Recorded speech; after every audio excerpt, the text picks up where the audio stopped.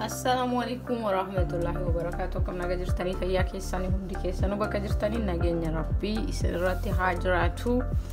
Warroonni family taatan share godhaa, warroonni family taane immoo family ta'a. Wal biraan gaggahaa guddisuu yaala, wal irraa barachuus yaala isiniin jecha wanta haara tokkoon qabadee dhufee like haarallee osoo hin taane shiroo haala durarraa adda kan ta'e akkamitti akka hojjannu isiniin qabadee dhufee.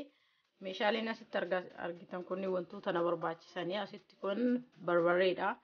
Kun immoo soogiddaa. Asitti qullubbii daakee kana qopheesse shiroodhaaf waan ta'eef jedhee. Kuni shiroodha. Shiroo like mixini waan ta'eef halluun isaa akkana jira. Adii qulqulluu miti. Asitti kun timaatimii daakamaadha. Sagalee daa'immanii hinjoo ittiin gootanii. Asitti kun zayita jechuudha. Akkuma argitan immoo asitti kun shunkurtiillee like akkana maashinaan daakee qopheesse shiroof waan ta'eef daakamaa isaa barbaanna jedheeti. Amma maal goona stoof keenyatti bannee shunkurtii keenya irra kenna. Okay, amma maal goona distichara godhee jira. Stoof itti bannaa. San booda maal ta'a shunkurtiin kun xiqqoo sirrii waan daakeef waan akka bishaanii qaba. Isa sana haga fixattutti eegaatumaan waliin dhoofna. San booda immoo walitti deebina. Okay, kunoo.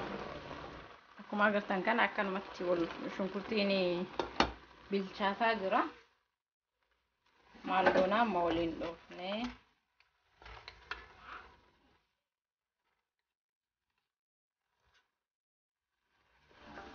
Amma egaa waliin dhoofne booddee maal goona barbarreetti goona. Soogidda itti goona qullubbii daakamaa san itti goona jechuudha.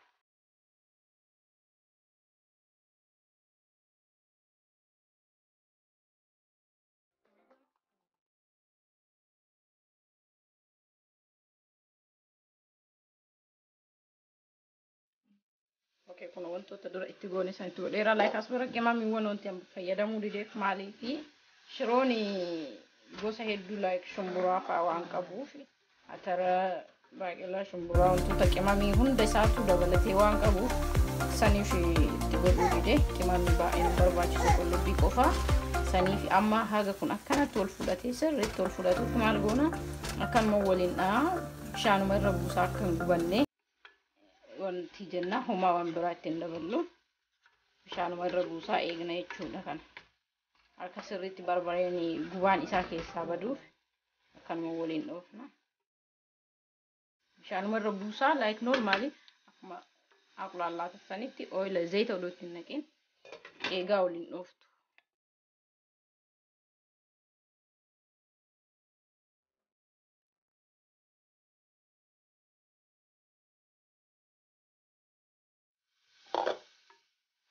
Okay, kuno egaa akkanatti zayita malee akkanatti akka barbareen gubannaan isaa keessaa badu goonee waliin dhoofne booda kun sanii gubbarra qaqqabata oila waan hin qabnee fi san booda maal goona timaatimii duratti daakee isiniin jedhe san itti goona.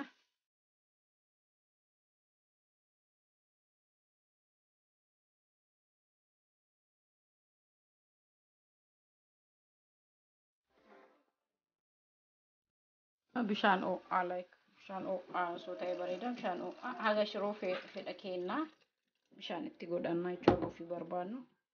Ani waan baay'een barbaanneef like xiqqoo moja haganuma itti godhadha jechuudha bishaan daakuu immoo shiroo waan itti goonu.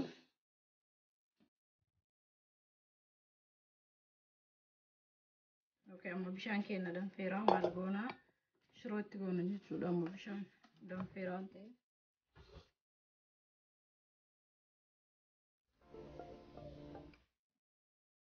Shiroon kun baay'ee bishaan kaasaa baay'ee ittiin guddisu jechuudha. Bishaan baay'ee kaasaa akka ajaa'ibaa kaasaa. Saniifuu waan bishaan ittiin guddisu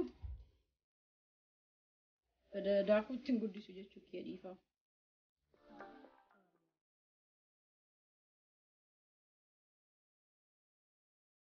Egaa kana kun wal geessinee daakuu wal geessinee booda baay'ee furdaallee jaamu amma kun giddu galeessaa moorimmoo adada danfaa deemu kattakaa deemuun wal fudhata. So amma maal goona ibidda keenya jala hir'isee ture. Amma ibidda itti daballee ittiin qadaanna hanga shiroon kun bilchaatutti ittuma qadaanna maal ta'uu qaba danfee sirrii bilchaatu bilchaatuu qabaa jechuudha. Amma danfuu eegalaa jira kun.